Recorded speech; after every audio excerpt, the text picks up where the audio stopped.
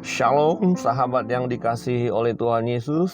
Salam jumpa, salam sehat bagi kita sekalian. Sahabat yang dikasihi Tuhan, renungan firman Tuhan hari ini dari 1 Tawarik pasal yang ke-22.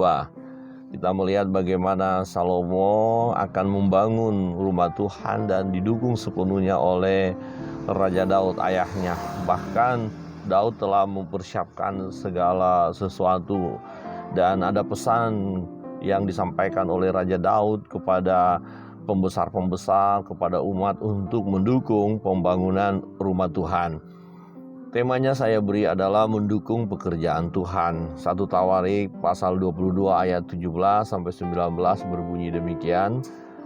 Dan Daud memberi perintah kepada segala pembesar Israel itu untuk memberi bantuan kepada Salomo anaknya. Katanya, bukankah Tuhan Allahmu menyertai kamu dan telah mengaruniakan keamanan kepadamu ke segala penjuru? Sungguh, Ia telah menyerahkan penduduk negeri ini ke dalam tanganku, sehingga negeri ini takluk ke hadapan Tuhan dan kepada umat-Nya. Maka sekarang arahkanlah hati dan jiwamu untuk mencari Tuhan Allahmu. Mulailah mendirikan tempat kudus Tuhan Allah, supaya tabut perjanjian Tuhan dan perkakas kudus Allah dapat dibawa masuk ke dalam rumah yang didirikan bagi nama Tuhan. Sahabat yang dikasihi Tuhan, kita melihat bagaimana kerinduan Daud untuk melihat rumah Tuhan dibangun, bait Allah dibangun. Daud memberi perintah kepada pembesar-pembesar Israel untuk memberi dukungan kepada Salomo untuk mendirikan rumah itu. Nah, kesempatan untuk membangun rumah telah tersedia, membangun rumah Tuhan telah tersedia karena apa? Keadaan sudah aman. Tuhan sudah menolong, menyertai, memberkati umat itu sehingga negeri itu aman dan Tuhan yang selalu menyertai mereka. Nah, Daud sendiri sekalipun dalam keadaan sulit ternyata sudah menyiapkan segala sesuatu untuk keperluan pembangunan rumah Tuhan. Dia sudah mempersiapkan segala sesuatunya. Satu pesan yang luar biasa dari Daud supaya mereka mengarahkan hati dan jiwa mereka untuk mencari Tuhan, untuk mengutamakan Tuhan dan pekerjaannya. Sahabat yang dikasihi Tuhan, ketika kita mencari Tuhan dan mengutamakan pekerjaan Tuhan, maka semua akan Tuhan bukakan jalan bagi kita. Sehingga apapun yang kita gumuli, apapun yang kita programkan, sekalipun situasi dalam kondisi sulit, Tuhan akan bukakan jalan manakala kita mencari Tuhan dan mengutamakannya.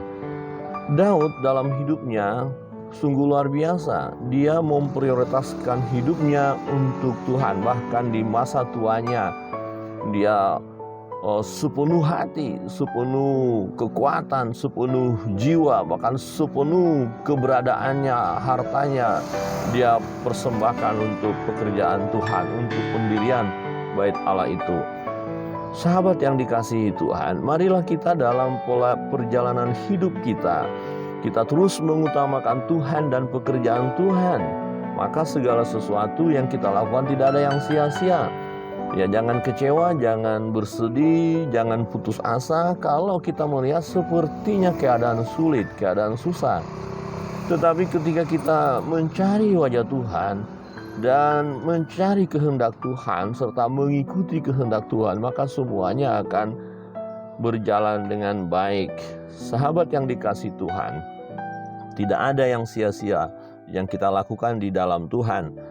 Firman Tuhan berkata dalam 1 Korintus 15 ayat 58, karena itu saudara-saudaraku yang kekasih, berdirilah teguh, jangan goyah, dan giatlah selalu dalam pekerjaan Tuhan. Sebab kamu tahu bahwa dalam persekutuan dengan Tuhan, jerih payahmu tidak sia-sia. Sahabat yang dikasihi Tuhan, mari terus semangat melayani Tuhan, mempersembahkan yang terbaik bagi Tuhan. mempersembahkan hidup yang berkualitas di hadapan Tuhan. Prioritas hidup kita adalah Tuhan. Cari dahulu kerajaan Allah dan kebenarannya, maka semuanya akan ditambahkan kepadamu. Mari sahabat yang dikasihi Tuhan, utamakan Tuhan dalam hidup ini. Niscaya segala sesuatunya Tuhan akan bukakan jalan bagi kita. Tuhan akan menolong kita. Tuhan akan memberkati kita. Shalom. Tuhan Yesus memberkati.